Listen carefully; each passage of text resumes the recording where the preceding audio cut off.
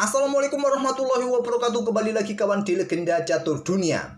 Di kolom komentar ada kawan-kawan yang merequest permainannya Hikaru Nakamura melawan Alexander Belavski. Gamenya tadi sudah saya lihat, cukup menarik, sangat agresif permainan Hikaru Nakamura saat pegang hitam bermain dengan Kings Indian Defense. Mungkin kalian sebagian besar juga tahu bahwa Hikaru Nakamura merupakan pemain Kings Indian Defense era modern saat ini kawan. Dia sangat jago bermain dengan Kings Indian Defense. Nah, partai ini terjadi di event NH Turnamen tahun 2009 di Amsterdam, Belanda. Event Dwi Tarung kawan, Dwi Tarung antar tim, yaitu tim Rising Star yang diisi pemain-pemain muda. Ada Hikaru Nakamura, Hoifan, Fabiano Caruana, Daniel Swewagen, dan Jan Smith. Cuma Hikaru Nakamura bermain kurang bagus kawan. Dari 10 game yang dia mainkan, dia hanya memetik 1 kali kemenangan, 4 kali kalah, dan 5 kali remis. Hanya mendapatkan 3,5 poin. Bersama rekannya Hoifan kawan, hanya memetik 1 kali kemenangan saja. Dan partai itu dimenangkan oleh tim Experience yang berisikan pemain-pemain senior atau kawakan saat itu.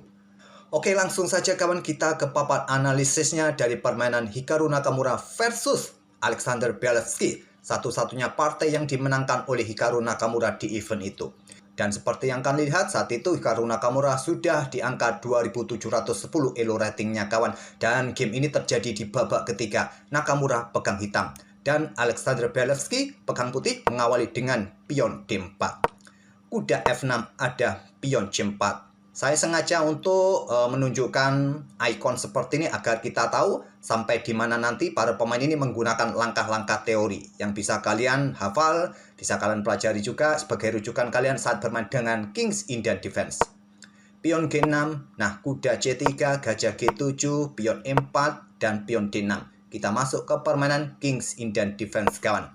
Kuda F3, variasi normal kawan.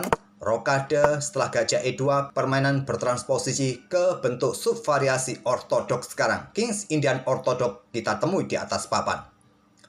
Pion E5. Ya, langkah standar kawan untuk mengkontor putih langsung dengan pion E5. Kalau dengan pion C5, strukturnya nanti mirip dalam permainan Benoni kawan dengan pion E5 di sini. Rokade, terserah kalian dorong langsung, juga ada yang memainkannya. Gajah berkembang ke petak E3 juga ada yang memainkannya, membuat langkah menunggu kawan, tapi langkah utamanya adalah rokade Disney bagi putih. Kemudian Nakamura melanjutkan kuda C6-nya, langkah utama setelah putih rokade kawan. Baru sekarang pion D5, kuda mundur ke E7, dan putih tarik mundur kudanya ke D2 untuk persiapan dengan pion F-nya kawan. Nah, dalam permainan Kings Indian Defense kawan, ide permainan hitam adalah mencoba menyerang lewat sisi raja langsung nanti ke depan. Dengan pion-pionnya kawan, dengan dukungan juga para perwiranya. Saat kuda tadi di petak C6, mundur ke petak E7 untuk mempercepat membawanya ke sisi raja untuk mendukung serangan di sisi raja. Nah, sebaliknya kawan, putih akan menyerang mencoba lewat sisi menteri kawan.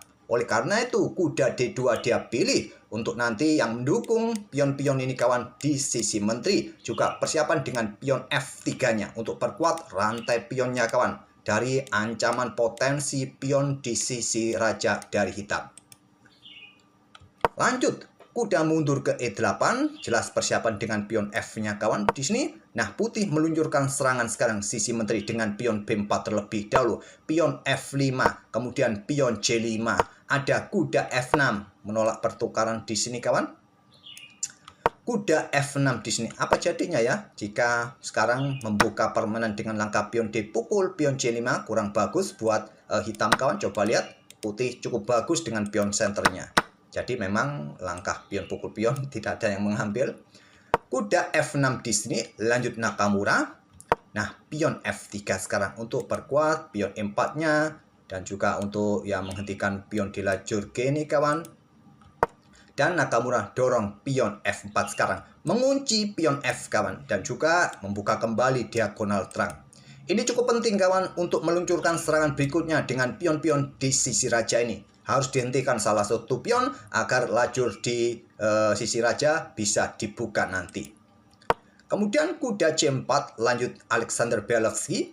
Nakamura melanjutkan dengan pion G5-nya. Dan sekarang pion A4 kawan. siapa yang lebih cepat untuk melakukan counter-counter lewat sisi menteri ataupun sisi raja, maka dia berkesempatan besar untuk memenangkan permainan. Tapi sejauh ini kawan sampai langkah ke-14, coba lihat di sini dari evaluasi bar, putih dalam posisi yang diunggulkan dengan keunggulan 1 poin kawan evaluasinya. Lanjut kawan, kuda G6. Nah, ini merupakan langkah terakhir di teori pembukaan King's Indian Defense. Nah, di sini kawan, ada beberapa langkah yang bisa diambil oleh putih. Respon dari kuda G6. Seperti apa? Kalau Stockfish menyukai dengan langkah pion C pukul pion D6 juga, ataupun juga raja bergeser ke petak H1, atau juga dengan langkah kuda ke petak B5 ini juga bagus kawan. Menurut Stockfish, gajah ke petak D3, tapi manusia paling banyak memilih gajah ke petak A3. Inilah yang dipilih oleh Alexander Belavsky. Ini langkah kesukaan manusia kawan. Tapi kalau engine suka kuda ini bergerak ke petak B5 untuk menekan ruang-ruang gelap ini. Bentuk provokasi memang, yaitu memprovokasi kita memainkan pion A6. Mungkin bagi manusia, pendekatan langkah kuda B5 ini sedikit lambat kawan. Tapi provokasi pion A ini juga untuk nanti dorong pion di petak B6 agar sisi menteri jauh lebih cepat untuk dibuka menurut engine. Tapi menurut manusia kawan, langsung gajah A3 merupakan langkah terkuat menurut manusia. Langsung mengincar diagonal gelap kawan untuk tetap menekan pion D6 ini. Nah, kamu lanjutkan dengan benteng F7. Ini juga langkah penting kawan dalam permainan King's Indian Defense. Selain untuk perkuat baris ketujuhnya, di sini juga berikan ruang bagi gajah manuver-manuver untuk mengimbangi gajah sniper putih ini ke depan. Dan benteng sudah di baris ke-7, bisa mempertahankan sisi menterinya di baris ke-7. Juga persiapan bisa digeser ke lajur G nanti, mendukung pion-pion di lajur H juga kawan. Sangat penting, sangat kuat dalam permainan King's Indian Defense, benteng F7. Nah, sekarang pion A5, lanjut Alexander Belavsky. Sepertinya engine tidak menyukai langkah pion A5 kawan. Pion C6 yang kuat.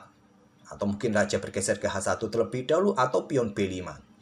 Tapi pion A5. Dan di sini langkah kuat bagi hitam, gajah F8. Langsung reposisi kawan. Kosongkan lajur G jika benteng nanti ingin bergerak ke lajur G. Juga perkuat diagonal untuk imbangi gajah sniper putih. Memilih dengan langkah pion H5. Untuk mempercepat akselerasi serangan sisi raja dengan pion H5 Nakamura.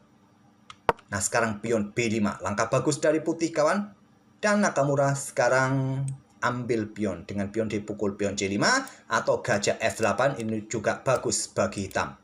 Tapi Nakamura dengan pion dipukul pion C5 dan pion B6. Ini langkah bagus dari putih. Kenapa tidak langsung caplok? Ya, gajah F8. Langkah bagus, tidak memberikan kesempatan, gajahnya dinetralisir oleh gajah hitam, dorong pion terlebih dahulu. Dan Nakamura dorong pion G4. Ambil saja pion ini kawan. Dengan pion C pukul pion B6. Pion ambil pukul balik pion B6. Ambil balik di sini kawan. Mungkin menteri akan ke petak B3 disusul benteng nanti. Idenya selalu begitu.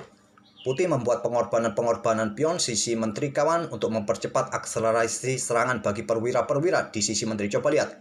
Benteng-benteng, kuda, gajah berada di sisi menteri ditemani dengan menteri. Oke, kembali lagi ke langkah aslinya kawan. Sampai di mana tadi? Saat pion B6 ini kawan didorong oleh putih, Nakamura memilih mendorong pion G4-nya. Dia ingin mempercepat serangan sisi raja karena putih juga sudah mendahului serangan di sisi menteri. Akhirnya dengan pion B pukul pion C7, benteng ambil balik pion C7, kuda serang benteng, kuda B5, dan Nakamura korbankan benteng kawan. Dorong pion G3, langkah bagus dari Nakamura. Kuda caplok benteng. Kenapa tidak pion pukul pion saja? Ya, bahaya sekali ya. Coba lihat di sini. Nanti menteri akan siap menyusulnya kawan. Ataupun jika di sini dorong pion H3, ada ide sekarang gajah akan diluncurkan, dikorbankan. Kalian tidak mau ambil, ya terserah. Nanti tetap idenya menteri kawan bergerak ke ruang gelap ataupun ke ruang terang nanti. Kalau diambil sekarang juga berbahaya. Menteri C8 siap menyusulnya. Kalian tidak bisa lagi pertahankan pion ini kawan. Kalau raja naik ada kuda ke petak H4. Oke, kembali lagi ke langkah aslinya kawan. Jadi di sini setelah pion G3 didorong oleh Nakamura, Putih memilih kuda ambil benteng C7 dan Nakamura tidak langsung ambil balik kawan. Setelah kehilangan benteng dia malah korban kuda di sini. Kuda ambil pion E4. Padahal bentengnya dalam posisi terancam juga kawan di sini. Nakamura lebih memilih untuk berikan tempat bagi menteri untuk memberikan ancaman skakmat. Dan kuda ke E6. Apa tujuannya? Blokade akses gajah kawan. Ya wassalam ya, kalau ambil benteng sekarang ya wassalam ya. Menteri ke petak H4 ini wassalam. Pion H3 gajah meluncur. Wassalam, skakmat tak terhentikan. Apa langkah terbaiknya bagi putih? Ambil saja kuda ini. Kalau ada menteri ke petak H4 di sini kawan, dorong pion H3. Gajah meluncur, ambil balik. Nah, gantinya benteng kalian serahkan. Ya mau tidak mau hitam akan ambil benteng kawan. Nah, raja punya tempat melarikan diri ke sisi menteri nanti. Kalau ada skak di ruang gelap ini kawan, simple bergerak dengan raja F2. Kalaupun kalian mencoba memberikan dukungan dengan kuda H4, sudah terlambat ya. Sudah terlambat, nggak bisa. Kurang dukungan kalian. Skak di sini pun, ya raja ke sini sudah aman kawan ya. Oke, kembali lagi ke langkah selanjutnya kawan. Setelah benteng tadi diambil oleh kuda, Nakamura dengan langkah kuda ambil pion E4 dan putih tidak ambil balik kuda, salah respon dengan kuda ke petak E6 untuk blokade akses gajah kawan. Sikat langsung gajah ambil kuda E6, ambil balik oleh pion, terbuka tantangan, tentu ditolak. Pion G pukul pion H2 lanjut Nakamura. Raja langsung ambil, kalau tidak mau ambil ya diikuti dengan kuda tetap skak kawan. Raja langsung ambil pion H2, menteri meluncur ke H4 skak, raja G1, kuda G3. Tenang, raja masih punya ruang kalau ada menteri H1. Tapi yang perlu diperhatikan, pion di lajur ini kalau sampai ke petak E3 bisa ancaman serius, ancaman skakmat. Terlebih dahulu gajah ambil pion C5 untuk jaga ruang gelapnya kawan, terutama petak E3 nanti. Nah, di sini pion E4. Selain untuk discover pada benteng, juga ada ide untuk didorong lagi. Seperti tadi idenya, kawal peta F2 ancaman skakmat dengan menteri H1. Benteng A4, kembali bertanda kuning, tapi tak perlu kalian hiraukan. Dari kacamata manusia, langkah benteng ataupun gajah tadi cukup presisi kawan. Benteng C8, Nakamura melewatkan kesempatannya untuk mendapatkan posisi yang bagus dengan menteri G5. Ancam gajah temponya, juga berikan tempat bagi kuda H4 menekan petak G2 dan kuda sikat gajah ada ancaman skakmat juga nanti ke depan. Atau dengan langkah benteng juga siap mengikuti untuk mengusir menteri kawan. Tapi memilih dengan langkah benteng C8. Benteng ancam menteri tadi juga cukup bagus agar tidak berkoneksi dengan gajah. Di sini kawan, langkah terkuat bagi putih dorong pion maju. Dengan ide apa? Dengan ide untuk meluncurkan serangan balik juga. Nanti ke depannya jika diperlukan menteri meluncur. Nah, Stockfish menyarankan untuk sikat dan juga dengan pion E7 agar tidak ada ancaman di lajur D terhadap menterinya kawan. Kuda sikat pion E7 di sini. Nah, kuda ini bisa bergerak ke petak D6. Sepertinya melepaskan gajah. Nah, pion ini didorong tidak diambil oleh kuda putih. Dan putih baik-baik saja, sudah tidak ada lagi pion E3 nanti ke depan. Oke, kembali lagi ke langkah aslinya kawan. Tapi setelah benteng C8 dimainkan oleh Nakamura, putih merespon gajah ambil pion A7. Dan sekarang pion B5. Langkah bagus. Tidak dengan benteng ambil kuda. Tidak dengan seperti ini kawan. Mungkin harapan kalian seperti ini. Harapannya diambil menggunakan gajah. Yang terkuat menggunakan benteng. Walaupun terlihat hitam bisa mendapatkan pion di petak E3, tapi wassalam malah terbuka ancaman kawan. Itulah kenapa tadi langkah terbaiknya adalah dengan pion B5 ini. Garbu benteng, garbu kuda. Kan bisa di end pasen bang. Ya bisa di end pasen. Tapi masalahnya kalian menutup diagonal gelap kawan. Petak gelap ini akan diisi oleh gajah gelap hitam skak. Masih ada menteri bang? Masih ada. Cuma masalahnya skakmat kuda ambil gajah kawan. Dikawal menteri, sudah tidak bisa lagi raja bergerak. Oleh karena itulah saat pion B5 ini dimainkan oleh Nakamura, Disney Stockfish menyarankan dorong pion E7 ataupun juga dengan langkah pion F pukul pion E4 kawan, tetap mempertahankan bentengnya, benteng B4. Nakamura pion ambil kuda C4, gajah ambil balik pion C4 untuk melepaskan diri dari tekanan kuda. Ada ide yang lain, benteng ini langsung ambil pion kawan untuk menantang pertukaran benteng. Mungkin benteng hitam ini akan coba kejar menteri. Itulah tadi pentingnya pion E7 bisa dimainkan oleh putih di beberapa langkah sebelumnya. Oke, banyak variasi yang admin tunjukkan. Memang game ini cukup kompleks. Ide-ide dari Nakamura ataupun putih dalam permainan middle game tadi juga memusingkan kita kawan. Cukup pusing kalau kita bermain dengan ide-ide Nakamura yang cukup agresif. Pengorbanannya tadi. Di sini tadi gajah ambil pion C4. Nakamura melanjutkan menteri H1 skak. Atau kalau tadi kawan pion ini didorong maju, ini juga bagus kuat. Ya, gajah terpaksa ambil di sini kawan. Atau ada ide discover check di sini. Raja mau kemana kawan? Ke petak H7 juga. Ya, gajah akan ambil pion E3. Jangan langsung ambil kawan, karena ada gajah G8 discover, benteng juga akan sikat menteri. Jadi di posisi ini, skak terlebih dahulu. Nah, setelah raja bergerak ke petak F2 kawan, baru diikuti dengan pion ambil gajah skak. Raja ambil, diikuti dengan langkah kuda bergerak ke petak F5, bisa jadi. Tapi Nakamura memilih dengan langkah menteri ke petak H1 skak terlebih dahulu. Raja F2 diikuti pion E3 skak. Sikat oleh gajah, ambil balik oleh pion skak. Raja langsung ambil, kuda ambil benteng F1 skak, atau kuda bergerak ke petak F5 skaknya kawan, atau menteri keluar terlebih dahulu ke petak H4. Tapi kuda ambil benteng F1 skak, sikat oleh gajah, baru menteri G1 skak. Di sini Alexander Belavsky menyerah.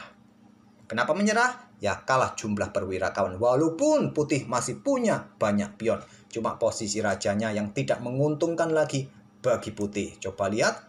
Raja hitam masih cukup nyaman kawan. Ada potensi benteng juga akan kejar-kejar raja ini. Anggap contoh di sini ya, raja mundur ke petak E2. Memang ancaman skak mat masih cukup jauh kawan. Coba lihat, ada benteng C3 dengan dukungan gajah kawan di sini.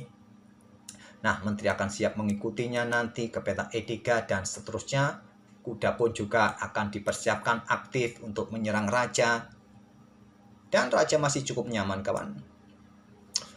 Oke, itulah kawan permainan agresif dari Hikaru Nakamura melawan Alexander Belavsky di event NH Turnamen di Amsterdam, Belanda tahun 2009. Dari 10 game yang dimainkan oleh Hikaru Nakamura saat itu kawan, inilah satu-satunya game kemenangan Hikaru Nakamura saat itu. 1 kali menang, 4 kali kalah, 5 kali remis.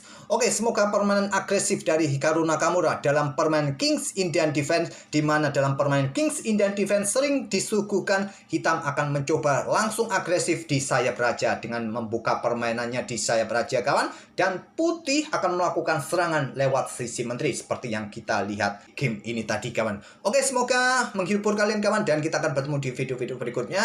Silahkan kalian mau request, nanti coba saya cek terlebih dahulu apakah cukup menarik untuk kita lihat bersama. Terima kasih. Wassalamualaikum warahmatullahi wabarakatuh.